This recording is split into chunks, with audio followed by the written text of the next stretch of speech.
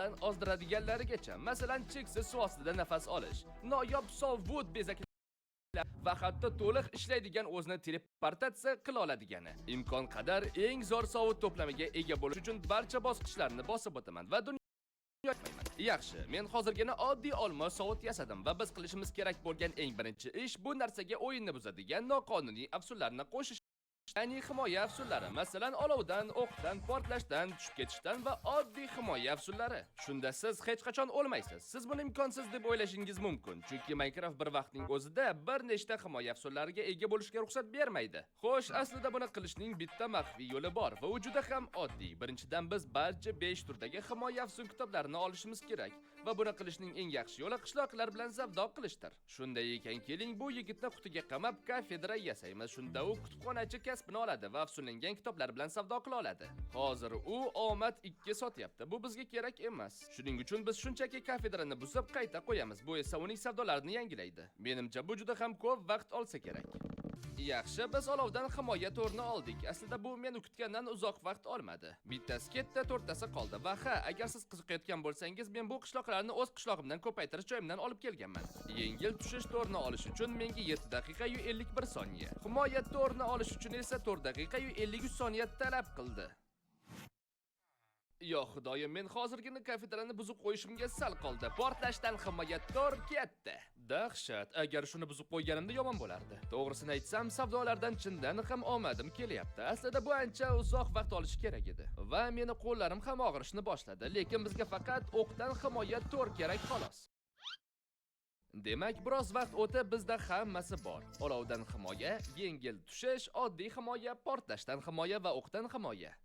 Bu juda ham ajoyib va sovutning har bir qismi uchun bu kitoblarni barchasini sotib olish juda ko'p zumrad talab qiladi.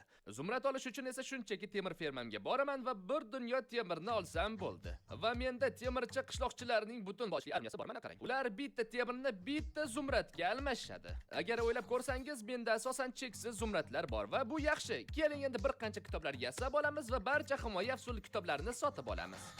Yo'q. Endi tushundim. Men olgan barcha savdolar yo'qolib ketibdi va men ularni sotib olib, savdolarni qulflashni unutibman. Mayli, hozirgina nima bo'lgani haqida gapirmaymiz, lekin men barcha savdolarni qaytadan topdim va barcha afsullarni sotib oldim. Bu esa juda uzoq vaqt oldi. Biz yana narsalar yig'ishimiz kerak, masalan, nakovalniya. Buni keyinroq bilib olasiz. Yana boshqa barcha afsun kitoblarini ham olishimiz kerak, masalan, sinmaslik, ta'mirlash, suvda tez yurish, suv ostida ishlash va shunaqalar. Va nihoyat bizga juda ko'p XP lar kerak bo'ladi. Shunda biz barcha kitoblarni sovutga birlashtira olamiz va bizga nafaqat 50 yoki 100 yoki 200 ham emas, bizga 300 kerak bo'ladi. Menda hozir 30 ham. Bu yaqiniga ham yo'lamaydi. Yaxshiyamki mening XP fermam haqida videoyimda bu nima? Bu piglin bu yerda nima qilyapti? Nima bo'lsa ham men bu ulkan oltin XP fermasini qurganman. Ishonchim komilki bu siz qurishingiz mumkin bo'lgan eng tezkor XP fermalardan biri. XP shunchaki kelishda davom etaveradi va menimcha men bu fermada 300 darajaga yetguncha bir necha soat AFK turaman va tezda qaytaman. To'g'risini aytadigan bo'lsam, men 8 soat AFK turdim. Endi bizda kerak bo'lgan barcha narsa bo'lishi kerak. Biz nihoyat bu barcha kitob afsullarini sovutga qo'shishni boshlashimiz mumkin. Bu unga noqonuniy afsullarni beradi va videoning boshida ko'rsatganimdek, Minecraft har bir sovut bo'lagiga faqat bitta himoya afsuniga ruxsat beradi. Lekin qidirayotganimda buni aylanib o'tishning bitta maxfiy yo'li borligini aniqladim. Taxminan 3 yil oldin Minecraft shunday sovut yaratishga bitta o'yin versiyasida ruxsat bergan. Bu esa Bro 14 da. Keyinchalik buni tuzatishgan. Shunday qilib, agar biz dunyomizni shunchaki Bro 14 ga pasaytirsak, barcha kitob afsullarini tezda qo'yib olsak, keyin dunyomizni hozirgi Bro 20 versiyasiga qaytarishimiz mumkin. Oson eshitilyapti, to'g'rimi? Aslida unday emas, chunki bitta narsa xato ketsa, butun dunyo buzilib ketishi va hamma joyda tasodifiy changlar paydo qilishi mumkin. Men esa buni sodir bo'lishini xohlamayman, lekin men tavakkal qilaman, chunki bu noqonuniy sovut haqiqatan ham juda kuchli va bunga arziydi. Bo'ldi, inventarimda kerak bo'ladigan hamma narsa bor. Keling, nazarda juda uzoqqa uchib ketamiz, chunki versiyani pasaytirganimizda biz qayta kirgan hudud yangilanib ketadi va men bazamni o'chib ketishini xohlamayman. Bu juda yomon bo'lardi. Yaxshi, yetarlicha uzoq bo'lsa kerak. Ancha vaqtdan beri uchyapman. Portal quramiz. Bunga kirishdan oldin bizga kerak bo'lmaydigan barcha narsalarni shu sandiqqa solib qo'yamiz. Chunki Nezerit Bro 14 da mavjud emas edi va agar u yonimda bo'lsa o'chib ketish ham mumkin. Aldamayman, men biroz qo'rqyapman agar sezmayotgan bo'lsangiz. Lekin biz tayyormiz, o'yindan chiqamiz va uni 1:10 turda ishga tushiramiz. Oh xudoyim, bu yuklanish ekrani juda boshqacha ko'rinyapti. Men kiryapman, umid qilamanki mening butun dunyoyim buzilib ketmadi. Oh. Oh. Oh. Menimcha o'xshadi. Ko'rib turganingizdek changlar yangilandi. Biz endi sahrodamiz.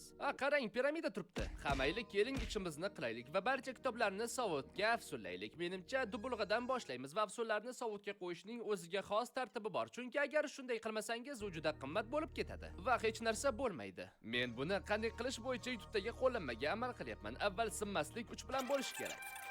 Yaxshi, va endi ularning hammasi ikkita kitobga birlashtirib oldik va agar to'g'ri qiladigan bo'lsam, bu ishlashi kerak. Va oxirgisi, yo xudoyim. Menga yaqinlashma. Men kravat olib kelishim kerak edi shekilli. Mana dubulg'aga qarang, mayli, tan olish kerak, bu shunchaki dahshat ko'rinyapti. Yaxshi, endi shimlar bilan go'zalligini qarang. Ko'krak sovuti va etiklar. Va bitta muammo bor. Shunda Swift Snake yetishmayapti. Ko'rinib turganingizdek bu kitobda bo'lish kerak edi, lekin ko'rinmayapti. Mayli, keyin shug'ullanamiz. Ortga qaytish uchun shunchaki chiqib ketamiz. 1:20 da qayta kirishimiz kerak va agar to'g'ri qilgan bo'lsam, biz qayta bo'lishimiz kerak. Yaxshi, biz kirdik. Nimagadir okeanda suzib yurgan hayvonlarning o'ligi paydo bo'lib qolibdi. Yana portal quramiz, unga kiramiz. Barcha narsalarimiz shu yerda. Yaxshi. Yo xudoyim. Gaz tinch qo'ysang chog'ayni. Xo'sh, men qaytdim va bazamiz o'chib ketmabdi. Bo'lmasa uxlab yotgan bo'lardim. Keling, bu sovut qanchalik yaxshi ekanligini tezda sinab ko'ramiz. Men buni hali ko'rmadim. Yaxshi, mana bitta Creeper kel, qani qancha zarar yetkazar ekansan? Agar men eski rasvo sovutni kiyganimda tatibim ishlab ketgan bo'lardi. Qaranglar, hattoki chorim ham ketmayapti. Ular o'z-o'zlarini bu haqiqatdan ham aql bovar qilmas ekan. Do'stim, bu zombida afsullangan temir qilich bor, lekin u hatto zarar ham yetkaza olmayapti. Eng yaxshi sovutni yasashning 5 bosqichidan birinchisi yakunlandi. Lekin bu hali hammasi emas. U yanada yaxshilanib boraveradi. Qaytgancha teleport haqida unutmaymiz. Demak, va ikkinchi qadam uni yangilash va unga eng noyob sovut bezagi dizaynini qo'yishdir. Keling, tezda buning uchun nezirit olamiz va men shunchaki olmos fermamdagi qazish mashinalaridan qadimiy bo'laklarni o'g'irlayman, chunki men ularni ishlatmayapman. Xo'sh, neziritlar yetadi va biz hozir qadimiy agar adashmayotgan bo'lsam, bu yerga 200 dan ko'p marta urilganman. Agar hali bilmasangiz, Minecraftning so'nggi yangilanishida ularga sovut bezaklari qo'shishdi. Xo'sh, 11 xil naqshlar ichida bittasi borki, uni topish juda ham qiyin. Uni faqat qadimiy shaharlardan topish mumkin. Yo'q, bu yerda hech narsa yo'q. Ularning bu sandiqlardan paydo bo'lishi 1%. Va yo'q, men aldamayapman. Mayli, ikkita afsullangan oltin olma oldik. Ammo uni nima uchun shunchalik noyob ekanligini sababi bor. U sovutni juda chiroyli ko'rsatadi. Shuning uchun ham u menga kerak. Bu hatto u ham emas. Var sovut bezagi nima degani bu? Mayli, bu haqiqatdan ham ancha vaqt olsa kerak. Sovut bezagim qayerda?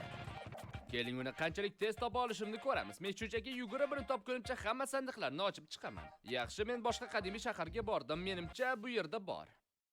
Bittasini topish uchun 5 ta qadimiy shaharga borishimga to'g'ri kelmas deb umid qilaman. Hamma joyda vardanlar, qayerga borayotganimni ko'rmayapman ham. Jin ursin, buncha kamyob bo'lmasa. Bu qadimiy shaharda shunchalik vardanlar ko'pki.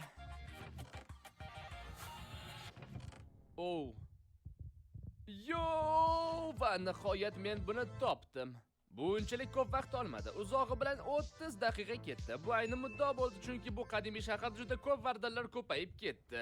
Agar yana 5 daqiqa bo'lsam, o'lib ketishim ham mumkin edi. Keling, uyga qaytamiz. Agar bitta sovut bezagiga ega bo'lsangiz, uni ko'paytirishingiz mumkinligiga ishonchim komil va sizga bir dunyo olmos kerak bo'ladi. Bam! Tushunarli, bizga yana glubokoslanets ham kerak ekan. Bo'ldi, mana bam! Bizda barcha sovut bezaklari bor, lekin ularni sovutga qo'yishdan oldin keling uni neziritga aylantiramiz. Bam! Qaytgancha sovut bezagini qo'yish uchun biz qanday rangni xohlashimizni tanlashimiz kerak. Menimcha zumrad yashil, oltin sariq, olmos moviy, lazurit moviy, ametist ham moviy. Xo'sh, hammasini oldim va keling ular qanday ko'rinishini ko'ramiz. Yaxshi, birinchisi zumrad. Yo'q, xudoyim, juda ham yaxshi ko'rinyapti.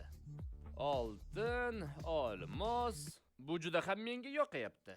Lazurit mayli, bu juda ham rasvo. Kim sovutiga lazurit qo'ysa, do'stim sen ahmoqsan. Yo'q, xudoyim, temir bundan ham battar ekan. Menimcha sovutingiz temirga o'xshab qoladi bo'ldi. Nezerit esa shunchaki sovutingizni qora qiladi. Bu aslida qandaydir ajoyib ko'rinyapti. Redstone rasvo, met ham shunaqa. Oxirgisi ametist yaxshi. Bu yo nezerit yoki ametist va men qaysi birini tanlashni bilmayapman. Mayli, nezeritni tanlayveramiz. Umid qilamanki, bu yomon ko'rinmayapti. Agar shunday bo'lsa, men uxlashga yotaman. Men yomon yoki yaxshi ko'rinayotganimni ajrata olmayapman. Mayli, elitra bilan juda ham yaxshi ko'rinyapti. Aldamayman, nezerit ishlatganimiz to'g'ri bo'ldi, chunki biz eng yaxshi sovut to'plamini yaratishga harakat qilyapmiz. Mayli, hozir tun va bu sovut qorong'uda chindan ham dahshatli ko'rinyapti, xuddi men Batmanman. Xo'sh, ikkinchi bosqich yakunlandi. Sovut noqonuniy afsullarga va nezeritli eng noyob sovut bezaklariga ega. Shuningdek, qadimiy shaharlarda sovut bezagini qidirayotib, men Swift Snake 3 kitobini topib oldim va men uni shimimga qo'yishim kerak. Bam!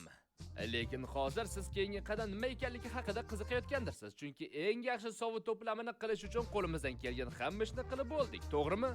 Yo'q, Minecraftda eng yaxshi sovut to'plamiga ega bo'lish uchun yana ko'p narsalar bor. Masalan, birinchisi bu charm etik. Ha, chunki charm etik kiyganingizda ular sizni qorga cho'kib ketishingizdan saqlaydi. Ko'rib turganingizdek, menda hammasi joyida va cho'kmayapman. Lekin ularni yechsam, mana men cho'kayapman va sovuqdan o'lishni ham boshlayapman. Keling, bu narsani maksimal darajada afsullaymiz va unga eng noyob sovut bezagini qo'yamiz. Men unga muzda yurish 2 ni qo'ydim. Agar suvga duch kelganingizda va siz birdaniga cho'kib ketasiz, nega bunaqa bo'ldi? Bu etiklar meni suvdan va qordan saqlaydi. Mana bu joyga qo'yib qo'yamiz. Va ikkinchi sovut bo'lagi bu oddiy oltin shim. Shunda siz nezarga borib, uni kiyganingizda hech qanday piglin sizga hujum qilmaydi. Agar yechsam, unga bu yoqmaydi. Xo'sh, keling, buni maksimal darajada afsullaymiz va unga sovut bezagini qo'yamiz. Yo'q, xudoyim, qarang, bunga yashil rang haqiqatan ham ajoyib ko'rinyapti. Va oxirgi maxsus sovut bo'lagini olish uchun sizga biroz suv o'tlari kerak bo'ladi va 2 ta toshbaqani ko'paytirish lozim. Va bu toshbaqa kosasidan dubulg'a va uni kiyganingizda suv ostida nafas olsangiz bo'ladi. Uni yasash uchun bizga 5 ta qalqoncha kerak va ular chaqaloq toshbaqa ulg'ayganda tushadi. Keling, bir nechta panjara yasab, kichkina devor quramiz. Shunda ular qochib keta olmaydi. Menimcha bu meni ko'p vaqtimni olsa kerak. Yaxshi, men toshbaqalarni ko'paytirdim va ko'proq tuxum oldim. Bittasi mana paydo bo'ldi 40 daqiqada. Chaqaloq toshbaqalar juda kichkina ekan, qarang, shoshmang, qani o'tqizsa bo'larmikan? Yo'q, bo'lmas ekan. Chaqaloq toshbaqani ulg'ayish jarayonini tezlashtirish uchun men unga shunchaki ko'plab suvo'tlarni yediraman. Yo'q, xudoyim, u bir qop ovqat yedi va hatto o'smadi ham. Mayli, men ko'proq suv topib kelgunimcha ulg'ayibdi, lekin mana qalqoncha yaxshi 5 tadan bittasi bor. Endi xuddi shu ishlarni qilib qolgan 4 tasini ham oldim va dubulg'ani yasadim. Ha, men hazillashmayapman. Buni olish uchun 2 soat vaqtim ketdi. Negadir toshbaqa tuxumlarini ochib chiqishi uchun 1 asr vaqt ketdi. Endi bu dubulg'ani kiyganimda ehtimol ekranning yuqori o'ng burchagida effekt belgisi borligini payqagandirsiz va bu bizda cheksiz suv ostida nafas olish qobiliyatimiz borligini bildiradi. Shu sababli biz hech qachon cho'kib ketmaymiz va bu haqiqatan ham katta muammo edi. Keling, buni maksimal afsullaymiz va sovut bezagini qo'yamiz. Bu boshqa qo'shimcha